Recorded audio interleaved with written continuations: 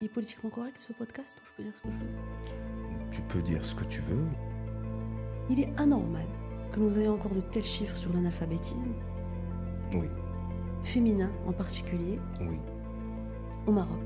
Moi je dis la femme marocaine, vraiment c'est une guerrière née. Exact, c'est une guerrière. C'est une guerrière. C'est une warrior. Et sur une pub en particulier qui m'a marqué, c'était celle de Pepsi. Laquelle? Le mec qui est sur la façade de l'immeuble. Oui, c'est pas le worker là, notre groupe. Je n'ai pas le temps. Tu n'as pas le temps. Je n'ai pas le temps. J'ai pas le temps de me préparer, je n'ai pas le temps d'anticiper. Je gère tellement de choses que je pense Oui. que même si je voulais un jour m'organiser, c'est compliqué. Toute ma vie a été guidée par l'énergie, mais je ne le savais pas. J'ai pas appris à être manager, c'est quelque chose qui s'apprend sur le tas, avec toute la dureté que ça suppose. Et donc on apprend à gérer les gens, on apprend à gérer les administrations, on apprend. Je mets tout mon cœur à l'ouvrage. Ah, mais ça, c'est sûr. C'est-à-dire, je vais travailler pour un client, pour quelque chose. Il faut que ça soit... Si je mets la main à la pâte, ça doit être nickel jusqu'au bout. D'abord, bon, on est dans un couple. Et c'est pas une question femme-homme. Mon mari avait une carrière. J'ai dit, bon, ben, ok, vas-y toi. Moi, je vais me débrouiller de mon côté. Je vais voir où ça va me mener. Mais moi, j'ai envie effectivement de vivre avec mes enfants, de les voir Bien sûr.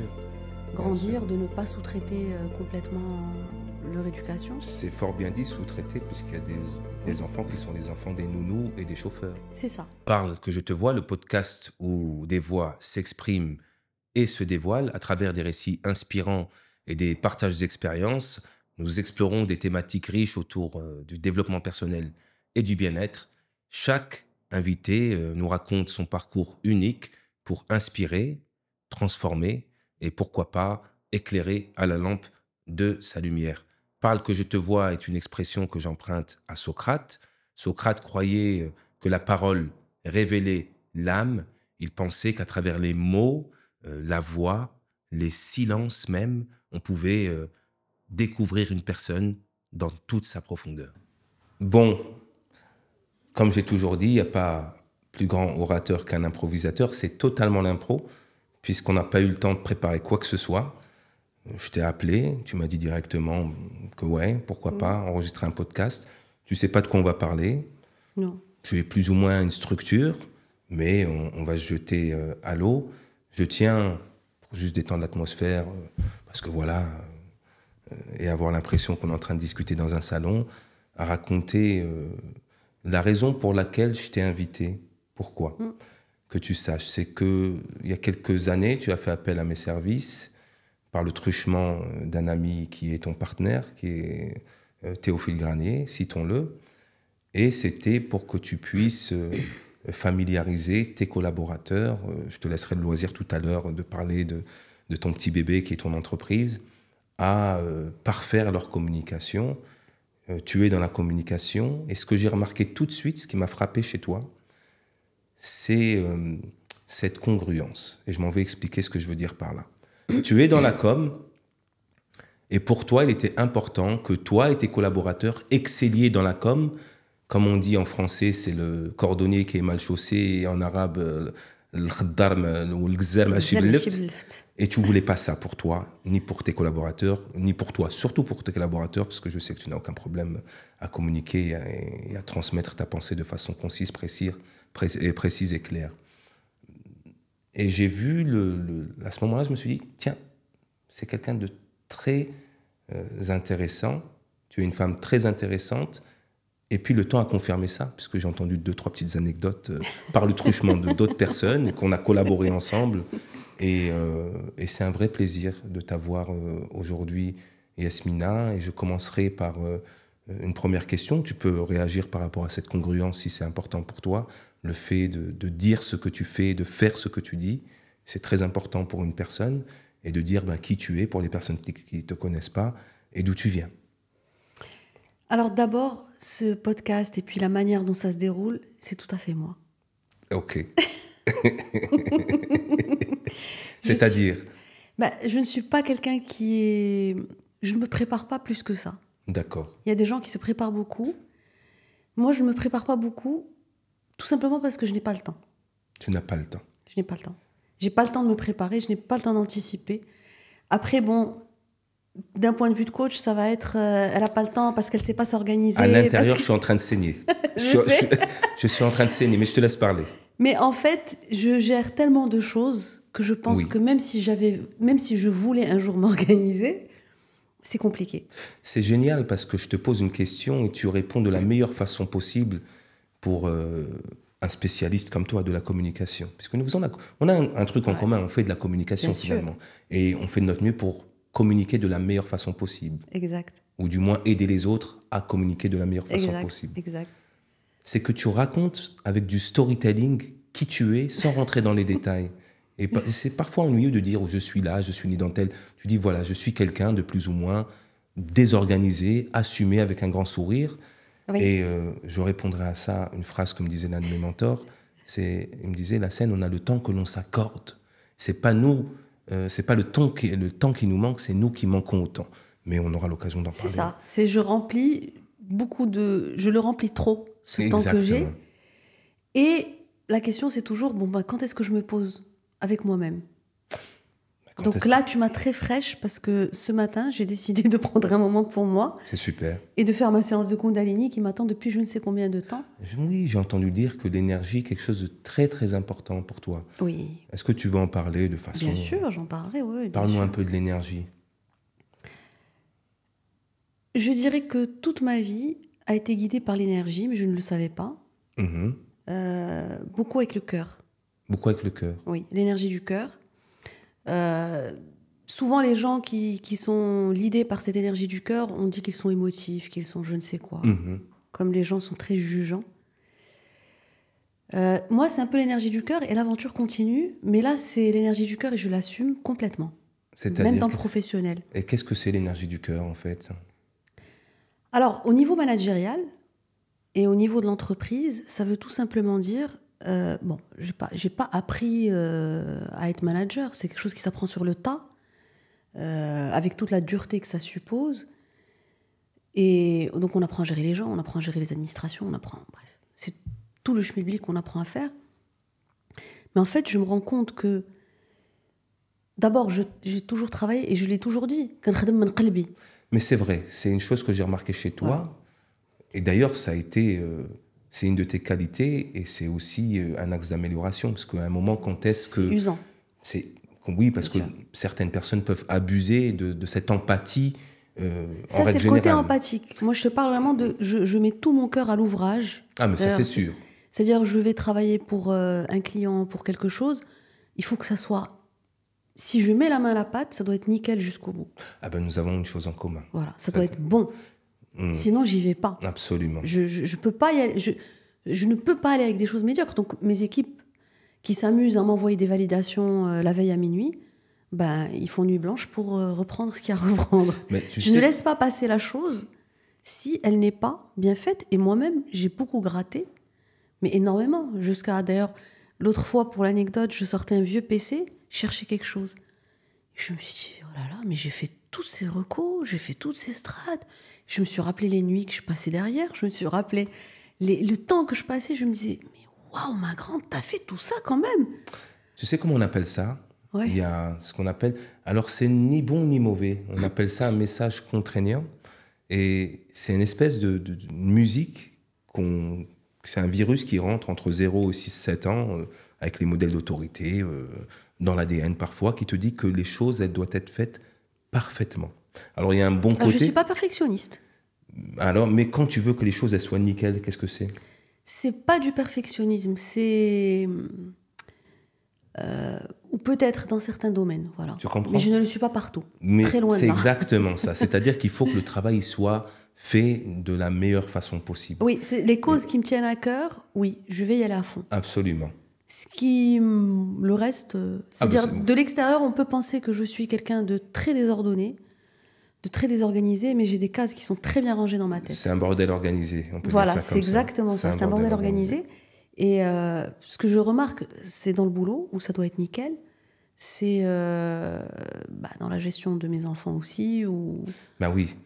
Mais encore une fois, avec la dimension du cœur. Tu as combien d'enfants ? 3. 3 ?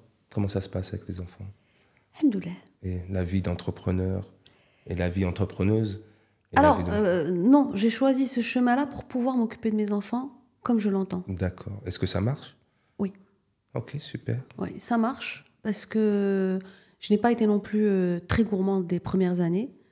Pour moi, l'objectif, c'était d'avoir un métier, de m'assurer un salaire, de créer des emplois pour d'autres personnes, tout en gardant une liberté. Ça ne veut pas dire que j'avais plus de temps, donc je travaillais moins. J'ai beaucoup travaillé, mais j'aménageais mon temps comme je le souhaitais. Donc j'ai pu faire toutes les sorties piscine, j'ai fait toutes les sorties machin, Super. les anniversaires, les trucs. La totale, je l'ai faite. Et c'était un choix.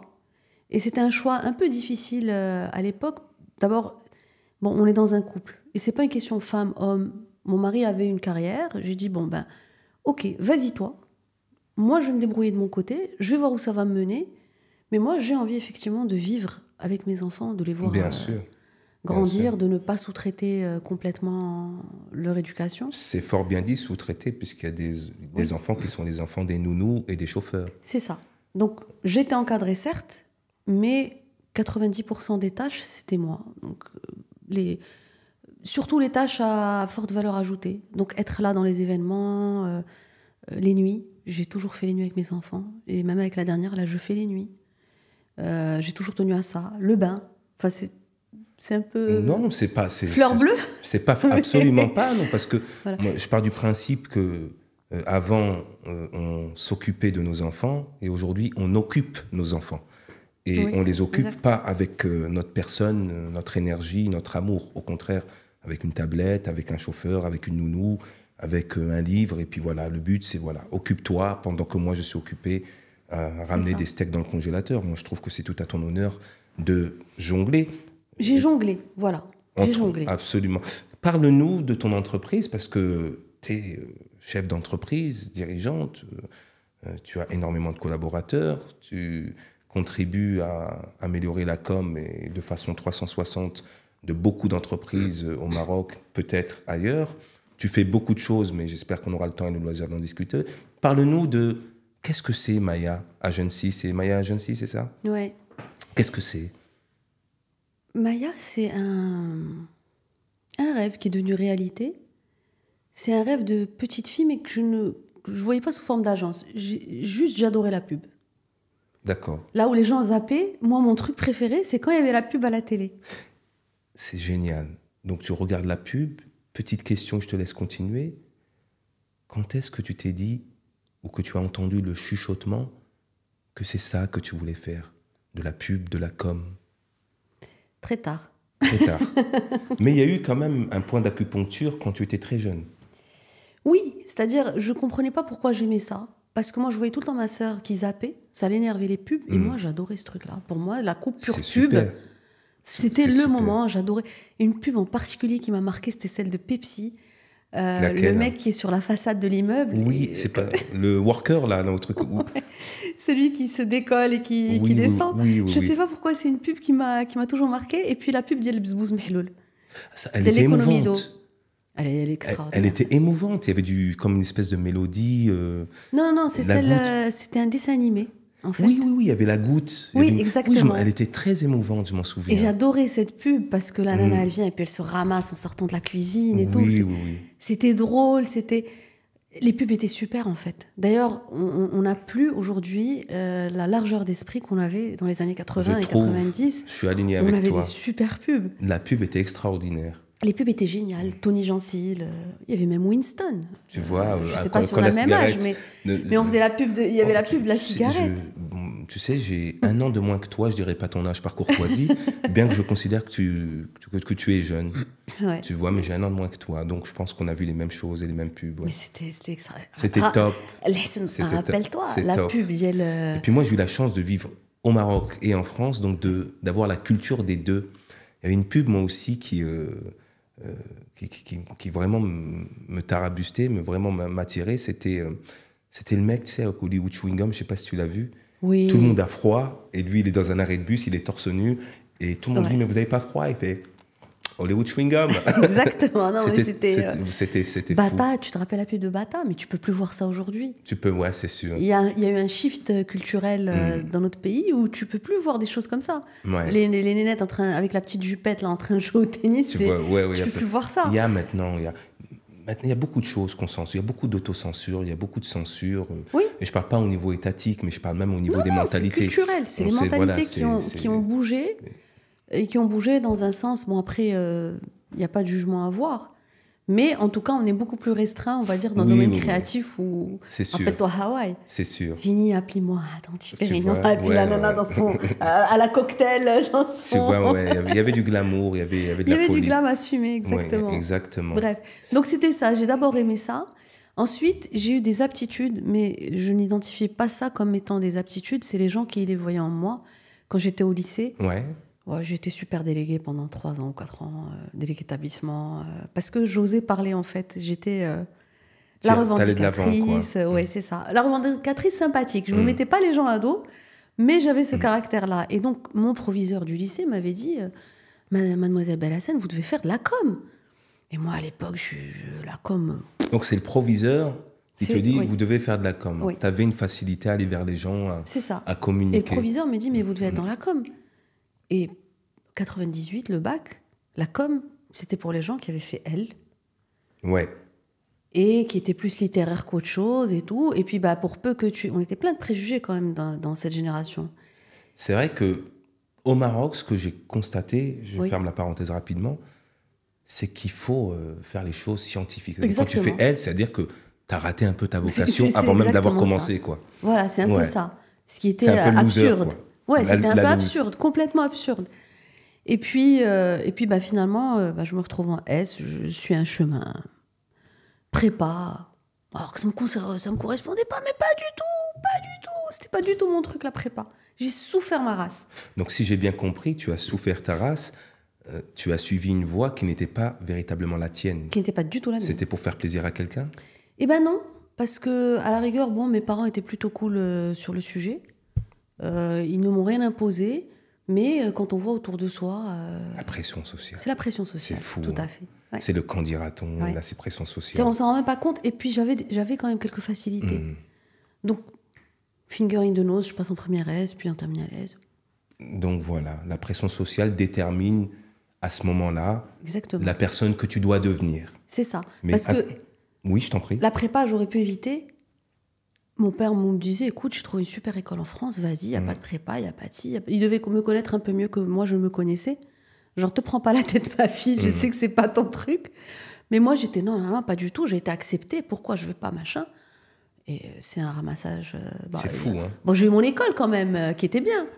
Mais j'ai souffert, j'étais pas du tout alignée avec moi-même. Ben, ça, vraiment, tu stabilobosses une chose très importante. Et d'ailleurs, une majorité des personnes dont je m'occupe viennent me voir parce qu'elles vivent une vie, elles vivent un scénario, un film qu'elles n'ont pas écrit ou qu'ils n'ont pas écrit. Et elles sont assujetties à ce que les autres, les parents, parfois tu as de la chance d'avoir des parents qui t'ont soutenu, mais parfois c'est vraiment les parents qui leur mettent la pression en leur disant il faut que tu sois médecin ou avocat, comme dirait Jung. Ils font vivre à leurs enfants la vie qu'ils auraient souhaité, eux, les parents, avoir. Oui. Après, les parents, bon, ils ont besoin de sécuriser, ils ont besoin... Il y en a qui se projettent, il y en a c'est pour la sécurité. C'est-à-dire, moi, je pars toujours du principe que chaque parent fait comme il peut. L'intention est bonne, mais je dis toujours, les intentions ne suffisent pas. Bah, en fait, l'intention, mais il faut éduquer l'enfant aussi à avoir ses propres opinions pour résister à nos intentions. Je suis totalement d'accord avec toi, et surtout, peut-être que les gens vont l'entendre, écouter les besoins et les aspirations de l'enfant. C'est une lutte que j'ai depuis un certain moment. Et observer ses enfants pour savoir aussi vers quoi, à quoi ils sont un peu dédiés, avoir cette réflexion de manière très objective. Moi, mon fils a fait ses choix. Bon, là, il est en études supérieures, il a fait ses choix. J'ai quand même vérifié, j'ai fait un test. Pour voir si, est-ce que c'est un choix qui émane de lui ou qui vient d'ailleurs. C'est ça. Ouais, est-ce que ça émane de lui ? Et effectivement, le profil collait parfaitement avec ce qu'il veut faire ? Alors, permets-moi parce que j'ai fait ma petite enquête quand même. Tu vois, même si j'improvise, il faut bien que je sache les points d'orgue qui constituent ta vie. En parlant d'éducation, je sais que c'est quelque chose de très, très important pour toi. Je sais que tu ne fais pas de com ou beaucoup de com là-dessus, mais assez suffisamment. Je crois que ça s'appelle Tech for Good. Oui. Tu t'occupes d'une association pour aider les personnes dans des coins qui sont... J'essaye. Voilà, pour t'occuper des personnes et leur transmettre un savoir. Je sais que ça te touche particulièrement. Je sais aussi que tu as vécu un moment très très fort dernièrement. Je sais que tu n'es pas à l'aise, que tu n'es pas à l'aise avec le fait de raconter des choses que tu fais dans l'intimité. Mais j'aimerais beaucoup, c'est le but de ce podcast, de voir les personnes dans leur singularité, dans leur petit coin caché. De Oula. dire, est-ce que tu... Pour trouver mon petit coin caché, là. Non, mais je n'irai pas jusque-là, mais au moins une chose que tu fais pas trop la promo de ça, c'est vraiment quelque chose que tu fais avec beaucoup de tripes, avec beaucoup de cœur. Est-ce que tu peux parler du moment émotionnel Bien sûr. que tu as vécu il n'y a pas longtemps? Je vais en parler parce que je cherche des PC, je cherche des volontaires, donc Super. En fait, c'est question de partager aussi. On a accumulé un savoir. Quand on est entrepreneur, on ne peut pas faire autrement qu'être dans le partage. Quand on est entrepreneur, c'est qu'on a envie de transmettre quelque chose. Il y en a qui deviennent enseignants, il y en a qui deviennent... J'ai enseigné aussi. J'avais envie de transmettre. J'aime transmettre tout ce que j'ai appris sur le tas, parce que moi, je ne suis pas une communicante de base. Donc, j'ai vraiment appris sur le tas. Et d'abord, il y a la transmission. Ensuite, c'est un postulat que j'ai. Je considère que nous sommes en 2025. Il est anormal que nous ayons encore de tels chiffres sur l'analphabétisme. Oui. Féminin en particulier. Oui. Au Maroc. Alors que nous avons du digital. Nous pouvons équiper ces zones reculées avec des tablettes, avec des satellites, avec des... Why ? Je ne veux pas me substituer à l'éducation nationale, mais parce que l'éducation nationale va plus aller dans la masse. Mais justement, ces villages-là, ces choses-là, il faut aller parler à ces gens-là. Et encore là, les missions que j'ai faites, c'est auprès d'écoles, auprès de Dartalibet. Donc c'est des gens à un certain niveau. Mais la réalité, c'est cette association, je l'ai faite, c'est plus dans ce but, c'est de sortir de l'ignorance à une très modeste échelle, mais d'amener le digital, qui a été la base de mon entreprise, de l'emmener là où ils en ont besoin et là où il peut être le plus utile. Et le modèle est assez simple, c'est d'équiper ces gens-là et puis de faire un modèle, de prendre des profs à la retraite par exemple, et puis ils vont suivre ces jeunes. Et puis il y a des programmes en ligne, il y a énormément de choses. Mais haram de laisser quelqu'un dans l'ignorance en 2025. Je suis totalement d'accord avec toi. Et d'ailleurs, si une personne souhaite contribuer, apporter la dignité marocaine et des personnes qui en ont le plus besoin, oui. un peu plus loin, Oui. je les encourage à joindre le mouvement. Et si d'ailleurs tu as besoin de moi, peu importe si les caméras sont en train de tourner, oui. que je peux apporter dans les soft skills, dans la communication, qui est Ils la ont prise besoin de de parole, tout. n'hésite Ils ont pas. besoin de tout. Quand tu pars là-bas, tu me prends en voiture et à Avec Rassoulaïn, plaisir. on y va. Avec plaisir. Mais le plus important, bien sûr, évidemment, que ce podcast, justement, c'est l'esprit du podcast, c'est d'inspirer et d'agir, d'être dans l'action pour porter, justement, hisser le drapeau un peu plus haut et aller plus loin. Si des personnes se reconnaissent et veulent contribuer, n'hésitez pas à rentrer en contact par le biais de ce podcast. D'ailleurs, n'hésite pas à dire la page. Je t'autorise à dire l'adresse là tout de suite et maintenant. C'est Tech for Good Morocco sur LinkedIn. Ok, super. Donc ça, on a fait la page. Bon, on la maintient pas très bien. La vérité, j'ai fait une première opération, puis j'ai eu une grossesse entre-temps, donc c'était un peu en suspens. D'accord. Là, j'ai repris. La dernière, c'était à Taroudant, plus précisément à Tinzert. Et le moment d'émotion, justement, raconte-nous. Le moment d'émotion, c'est quand on était... alors, on a eu plusieurs classes. On a formé quand même 220 élèves à ce moment-là. Et puis, un moment où j'étais plus en mode Women Empowerment ou Girl Empowerment. Tu peux dire ça en français pour les personnes qui ne vont pas tilter? Inspiration des jeunes filles. Exactement, inspirer les jeunes filles. Voilà, donc inspirer les jeunes filles, parce qu'on avait les jeunes filles de Dartalibet. Alors d'abord, c'est des jeunes filles extrêmement méritantes, parce qu'elles sont loin de leur famille. Donc il y a l'école, il y a Dartalibet à côté, et c'est des jeunes filles qui sont loin de leur famille, qui sont en pensionnat pour pouvoir poursuivre leurs études. Première des choses, elles avaient 14 ans. Il est politiquement correct ce podcast, où je peux dire ce que je veux? Tu peux dire ce que tu veux, bien sûr, absolument. Tu dis ce que tu veux. De toute façon, bien sûr, tu dis ce que tu veux. Tu fais du montage après on fait du montage, juste assume les propos que tu dis. Ouais. Moi, je ne suis pas là pour te censurer quoi que ce soit, mais... Bon, je vais éviter ce sujet. J'en parlerai en off. D'accord, mais très bon, bien.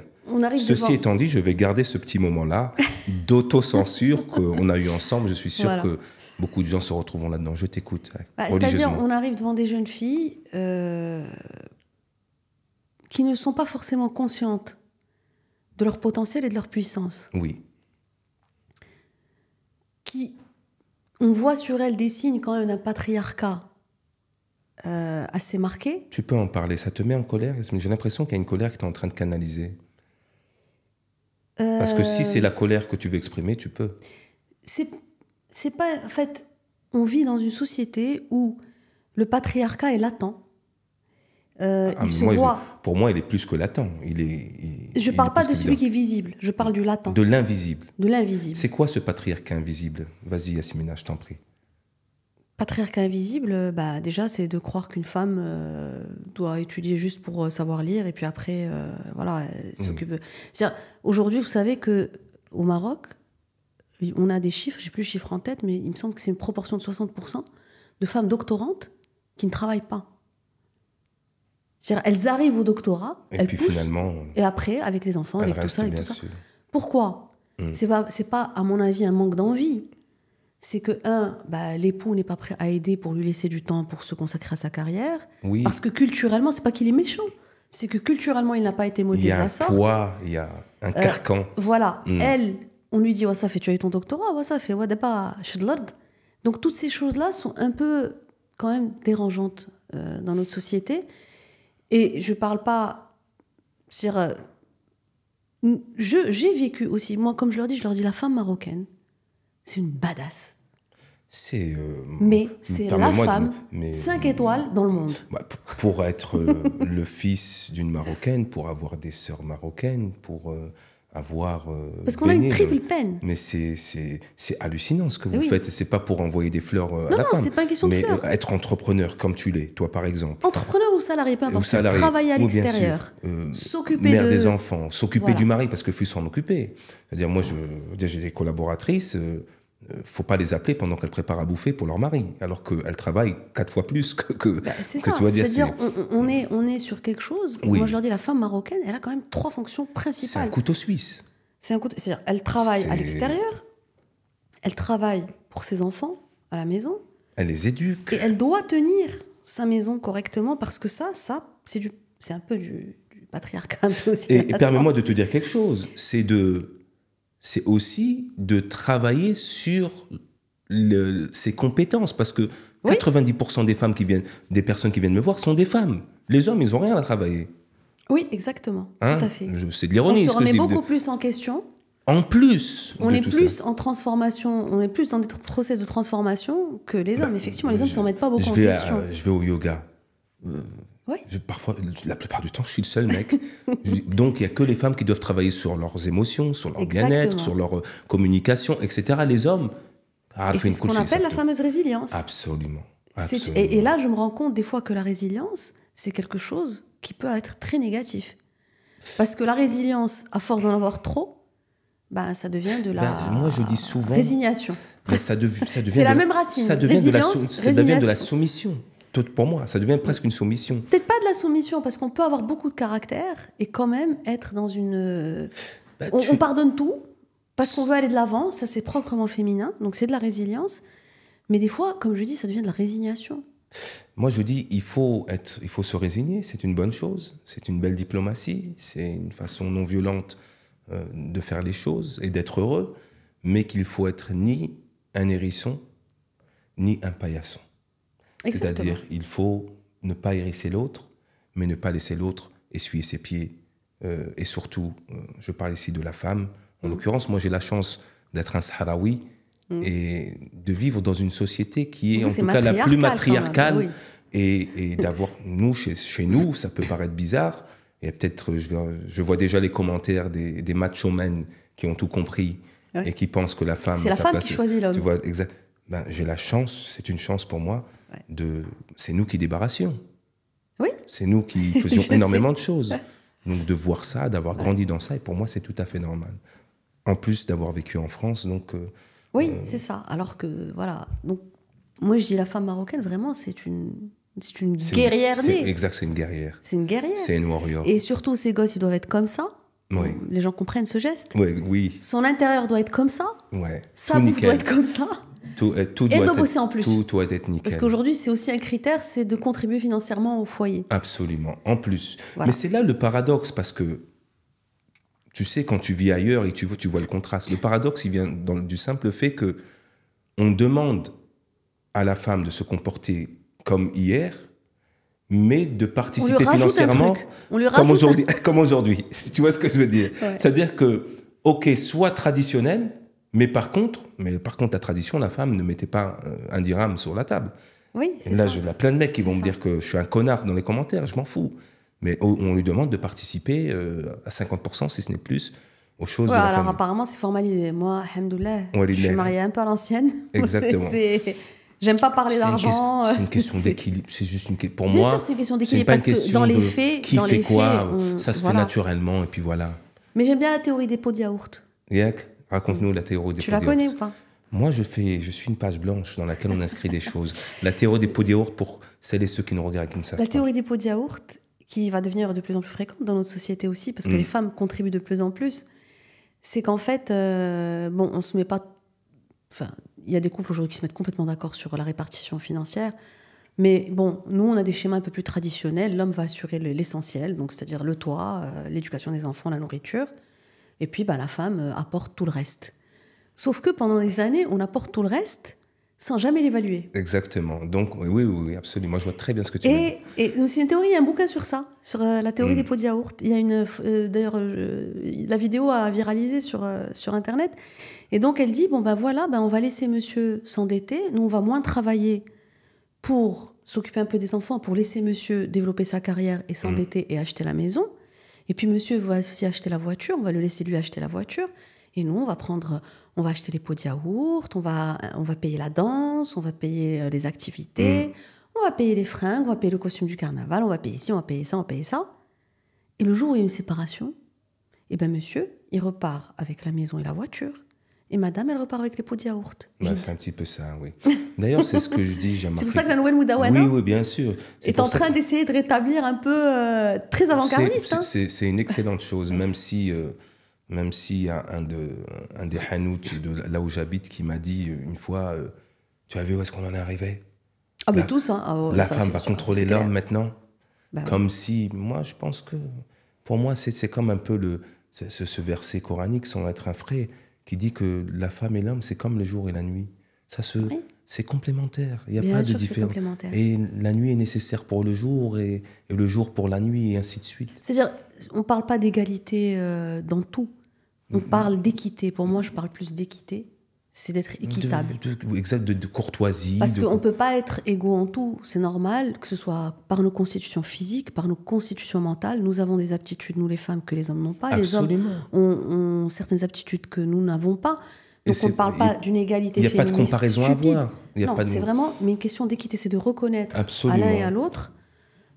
Ça part de d'existence, ça part d'existence, ça part de reconnaissance. Absolument, dans la vie du couple. De respect, de considération. Et nous, justement, il y a des choses qui sont tellement considérées comme acquises dans nos sociétés qu'on ne les valorise pas. Et je tiens à te dire quelque chose, parce que je suis en première ligne, je suis un bon thermomètre de ce qui se passe dans la société française ou marocaine. C'est que ce sont les femmes elles-mêmes qui transmettent cet état d'esprit patriarcal aux enfants. Justement, ça j'allais y venir, et j'allais dire, tant que les mères n'éduquent pas leurs fils c'est fou. Et leurs filles, tant que, quand il faut débarrasser la table, la mère dit à son fils « Glessaouldi » et elle dit à sa fille « Non détremeli », on sera toujours dans ce type de schéma. Absolument. C'est tout. Moi, j'ai une anecdote sur ça avec mon fils et ma fille. Je t'en prie. C'était sur... un jour, ma fille devait prendre le train, et puis moi, elle était à la maison, elle était en short. Et puis, elle met juste un petit truc, et puis elle va prendre le train avec son frère. Je devais les envoyer à Rabat. Et son frère vient, il dit, mais non, mais c'est pas possible, mais tu peux pas sortir comme ça. Et moi-même, ça me dérange, évidemment. Mais ce qui me dérange, ce qui me dérange profondément, c'est de lui fournir un discours qui n'est pas en adéquation avec ce que je pense. Absolument. Moi, je considère que c'est aux hommes de baisser leurs yeux, c'est à eux de pas faire gaffe. Ou alors, s'ils trouvent une personne belle, ils gardent ça pour eux. Ce n'est pas à la femme de se voiler, obligatoirement. Ça me rappelle, c'était Corneille qui disait « Cachez ce sein que je ne saurais voir ». Bah non, bah écoute, t'as qu'à pas le voir. Ouais, ben, That's it, c'est tout. absolument. Et mon beau-père, Allah yarhamou, me disait ça, il me disait, ma fille, Allah yarhamou. avant, quand les gens passaient, quand un groupe de femmes passait, il me disait, dans les villages, dans les champs, les femmes allaient au champ, donc elles travaillaient. Et quand elles rentraient, les hommes étaient assis en général pour prendre leur thé, et quand les femmes rentraient, eh ben, les hommes se retournaient et baissaient les yeux. Mais tu sais, moi je vais souvent, c'est que c'est là. Et j'habite là-bas dans le nord. Il y a un peu d'encore de Souabe et tout. Ouais. Mais personne n'ose regarder une femme par respect. Hein. C'est pas par, Voilà, ce respect a été quand elle perdu. passe, peu importe comment elle est habillée. Et donc, qu'est-ce qu'on fait?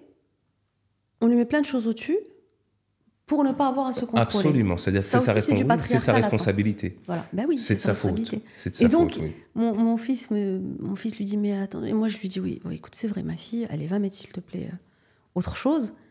Mon fils était en short. Lui, il n'y a pas de problème. Je lui dis, toi aussi, tu vas mettre un jean. Par solidarité avec ta sœur. Ça me fait penser à l'éducation que j'ai reçue. C'est-à-dire, c'est que tu débarrasses la table au même Pourquoi ta titre que les sœur va femmes. mettre? C'est-à-dire, c'est pas les hommes seulement qui débarrassaient la table, c'est qu'on Voilà. débarrassait au même titre que les femmes, ont participé au même titre que les femmes aux tâches ménagères. Et je C'est-à-dire trouvais qu'il y ça avait pas de différence profondément là-dessus. injuste d'imposer ça et d'imposer ça à ma fille et pas. Mais je pense que c'est une façon Voilà. c'est déjà le début pour changer l'ordre des choses, Exactement. pour faire réfléchir, amener à la Exactement. réflexion par l'action. Tout à fait. Et c'est ça, en fait. Le souci, il est là. C'est les mères, aujourd'hui, qui doivent perpétuent on ce dit patriarcat, on va dire, un peu latent. Et en fait, c'est juste pour en venir à l'expérience des petites filles. Donc, il y avait toutes ces choses-là. Et le moment d'émotion, c'était... je leur ai lu une histoire qui a été écrite par ma fille pour une association. Une histoire, mais alors très simple. Très simple. Histoire d'une petite fille qui voulait devenir policière, et puis tout le monde l'a découragée. On lui disait, non, c'est un métier d'homme, pourquoi tu vas le faire, hein? Et finalement, elle s'accroche à son rêve, et on la voit à la fin, elle devient chef de la police, elle remercie tout le monde, et tout ça. Et elle est découragée un peu par tout le monde, par ses parents, par ses amis, par même le corps professoral qui lui dit, mais non, policière, ça n'existe pas, c'est policier. Bref, une histoire, mais vraiment très simple, parce qu'elle était destinée à un public de 6-7 ans. Et puis, bon, on l'a traduit en Darija, on l'a fait en Darija. Et c'est vrai que ce moment-là était un moment d'émotion, parce que je parlais à des jeunes filles de 14 ans, et je suis certaine que l'histoire que je racontais résonnait. Ça résonnait. Bien sûr que ça résonnait. Moi, je voyais la tête des profs, je voyais la tête des... Bien sûr que ça résonnait. Ça faisait quoi? Un moment d'émotion générale, globale. Et quand je lisais l'histoire, et puis bon, je l'ai lu avec émotion aussi, et puis les adultes m'ont dit, on a eu la chair de poule. Je leur ai dit, pourtant, l'histoire est très simple. Elle n'a rien d'extraordinaire. Des histoires comme ça, on en entend souvent. Maintenant, est-ce qu'on les entend déjà? Est-ce qu'on les lit à un parterre de jeunes filles, on va dire, de ces milieux socio-culturels et socio-éducatifs? C'est autre chose. Donc, bien sûr que ces jeunes filles-là, déjà, sont encouragées, au moins par ce corps professoral qui est là, qui les instruit. Dans cette école-là, ils ont mis un tableau d'honneur. Sur 10 personnes affichées, 9 filles, 1 garçon. 17, 18, moyenne nationale, hein. 17, 18, 19. Donc l'idée, c'est aussi de pousser par ce girl empowerment, de pousser ces jeunes femmes à avoir des rêves, à les poursuivre. Je réinvente pas la roue, hein. C'est juste le dire, tout simplement. C'est formuler ces choses-là. Je pense qu'il faut le dire et le redire encore. C'est tout. C'est sensibiliser, en fait, sur Absolument. les possibilités, sur les... Parce qu'une société qui garde une chape sur une partie de sa population, c'est une société qui ne va pas se développer énormément. Du coup, et qui va se passer de talents importants. Je reviens à la jeune fille qui était toi, justement, et à toi. Puisque tu t'occupes tellement des autres, et je le vois bien. C'est mon 2. Je suis sauveur. Oui. Eh oui. Cartman, Cartman, n'est-ce pas? Oui, c'est bien d'être sauveur, mais... Non, enfin, je veux dire, c'est un défaut, hein. Enfin, mes coachs me disent fais gaffe, ça tue, ça te bouffe. Et mon karma, c'est de mettre des limites. Dans l'analyse transactionnelle, puisque tu parles de l'analyse transactionnelle, faisons un peu de développement personnel, c'est que toute cette théorie de psychologie n'est ni bonne ni mauvaise. Il n'y a pas de jugement de valeur. Quand est-ce que c'est mauvais? Juste un gentil rappel, puisqu'on a eu beaucoup de piqûres, oublions les piqûres, c'est mauvais quand ça te met dans un état de stress, ou quand tu le fais malgré toi, C'est comme ce driver, quoi. Tu vois, cette espèce de voix qui te dit fais-le, mais tu sais pas pourquoi tu le fais. C'est comme quand tu rends service à quelqu'un, mais tu sais pas pourquoi tu le fais alors que tu n'as même pas le temps de le faire. Tu comprends? Oui, je Et ça comprends arrive, très bien. et ça arrive souvent. Donc, c'est mauvais quand ça te met dans un état de stress. Exact. Sinon, être sauveur, bah, tu le traduis en t'occupant des filles de 14 ans Ah, j'ai pas cette et tu prétention. l'assumes totalement. J'ai pas cette prétention. Non, non, pas du tout. C'est pas en faisant une petite action comme ça qu'on va changer le monde. Mais par Moi, contre... je pense que des petites actions comme ça, on fait ce qu'on peut pour ça l'instant. remédie aux petits meurtres qu'on voit au quotidien. C'est vrai. Et ce sont des petites choses Moi, je me dis, qui si changent le monde. Si à travers ce type d'action, on arrive à avoir, on impacterait une ou deux personnes. Il y a des Sur les diamètres. 220 là qu'on a formés, pour moi, on est déjà en mission. Je reviens à la jeune fille que tu étais quand même, Oui. même si tu me fais digresser et vive la digression. C'est... Qu'est-ce qui t'a... Quand est-ce que tu t'es dit, je vais faire ça, de la com? La com, c'est venu après. Par contre, une chose était sûre, c'était l'entrepreneuriat. Entrepreneuriat. Je disais, en rigolant, quand j'étais en seconde première, je disais, je veux être femme d'affaires après. Sans savoir réellement quelle était la portée de cette femme d'affaires. La com, c'est venu... Il n'y a pas de hasard, il y a des rencontres dans la vie. Mhm. C'est venu quand je suis revenue de France, on était en expatriation, j'avais des difficultés à trouver un emploi là-bas. Donc j'ai fait un MBA en marketing digital. C'était la première promo de l'école. C'était vraiment le premier, c'était en 2010. J'étais enceinte de ma fille, je partais avec mon ventre à l'amphi, c'était trop mignon, bon, bref. Et en rentrant au Maroc, donc j'ai fait une première start-up dans l'e-commerce qui n'a pas marché, mais bon, que j'ai mis au rang des bonnes expériences, pas du tout de l'échec, parce que j'avais tout fait pour que ça marche. Le marché n'était pas prêt, c'était trop tôt. Et puis, je suis partie pour former celui qui allait être mon futur ex-employeur ou ex-futur employeur. Et du coup, avec lui, il m'a dit, écoute, rejoins-nous. C'était une agence de com. Et là, c'était comme Alice au Pays des Merveilles. Alice au Pays des Merveilles. Ouais, c'était comme Obélix qui est tombé dans le chaudron, je sais pas comment le dire, mais j'ai assisté aux premières strates de com, avec des grands cadres de la com. Et je me rappelle même avoir posé une question très naïve en disant Reda Sarhan, je te salue si jamais tu l'écoutes. En disant Reda, c'est toi qui as imaginé tout ça? C'est sorti de ta tête? Et là, il me regarde, c'était mes premiers mois, il était mort de rire. Il dit mais c'est ce qu'elle raconte celle-là? Il m'a dit oui, c'est moi. Et c'est là que je me suis dit ce que j'ai envie de faire. C'est ce que j'aurais dû faire toute ma vie. La révélation, elle m'est arrivée tard quand même, hein. 33, 34 ans. Donc ça a mis du temps. Non, mais il n'y a pas de... Et ouais, c'était ça, 32, 33. Et c'est là où je me suis dit, mais c'est génial. Et c'est là où ça faisait écho à mon enfance. Il y a eu ça a connecté les points. Ça a connecté des points. Et d'ailleurs, c'est le job, là, aujourd'hui, où j'ai le plus duré. Mais c'est super. Là, ça fait 13 ans que je suis dans la com. Comme quoi, tu es aligné avec ta mission de vie. Complètement. Tu es totalement aligné. Je fais un métier dans lequel je me sens bien, que j'aime. Bon, après, il y a toutes les contingences. Oui, évidemment. L'administratif et tout, mais créer, imaginer, tout ça, c'est... C'est super. C'est super et je m'en lasse pas. Et du coup, il faudra peut-être qu'on repasse une autre fois, qu'on refasse cette émission pour continuer, puisque j'ai pas eu le temps, vu le temps qui nous est imparti, qu'on s'entend vachement bien de te poser toutes les questions. Mais je vais quand même finir avec une dernière question égoïste. C'est, tu as le droit maintenant, comme je t'ai posé des questions, je t'ai un petit peu tarabusté, de me poser n'importe quelle question et j'y répondrai avec le plus de sincérité possible. Pourquoi t'es coach ? C'est une excellente question. Écoute, il y a beaucoup de gens qui font ce métier aujourd'hui parce que c'est facile peut-être, alors que ce n'est pas si facile que ça. Mais je pense que je n'ai pas choisi d'être coach. Je pense que c'est plutôt le coaching qui est venu à toi, qui est venu me dire c'est ça que tu dois faire, parce que jamais de ma vie, je l'ai étudié premièrement pour moi, je n'avais le balbutiement de me dire que j'accompagnerais des personnes. Je veux dire, ça a été difficile pour moi à assumer. J'étais un coach caché pendant au moins 5 ans. Donc je cachais le fait que j'aidais des gens. Et puis mon grand-père était guérisseur et C'est là où storyteller. j'allais en venir. Guérisseur, C'est le sabeh. tu vois, il est guérisseur et storyteller. Moi, je suis acteur et je suis coach. Le baraka, l'ADN. Je pense que dans l'ADN, mon grand-père m'a transmis quelque Oui, chose. c'est la réponse que je voulais. C'est la raison qui est là.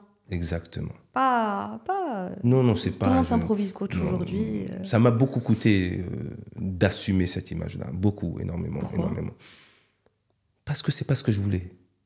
Tu penses de toi une chose, mais il y a une mission, il y a quelque chose à l'intérieur de toi. C'est tout ton ADN.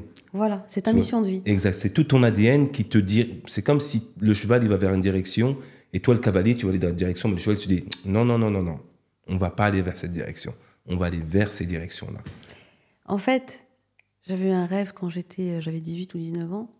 Je me suis réveillée le matin avec une phrase qui m'est restée toute ma vie. C'est, quels que soient les chemins que l'on prend,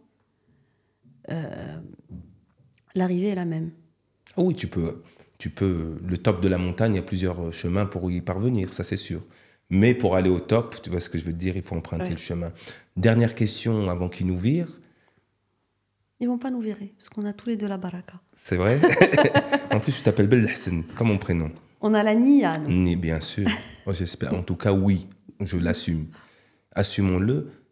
C'est quoi le bonheur pour toi ? C'est de mesurer la chance que j'ai au moment où je m'en rends compte. Je sais pas si... Does make sense, ça fait total sens. Voilà. Et puis, en même temps, il faut bien qu'on réfléchisse un peu. Il faut bien que cette phrase nous amène à la réflexion. Et puis surtout à la solution. C'était « Parle que je te vois ». C'est le nom de l'émission. Très belle, très joli nom. Merci infiniment. Et j'espère que l'on t'a vu à travers tes mots et ta sincérité et ta niya. Moi, premier spectateur, en tout cas, j'ai tout ressenti, toutes ces vibrations.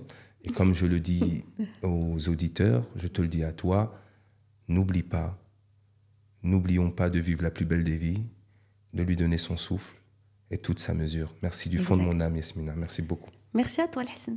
Merci beaucoup.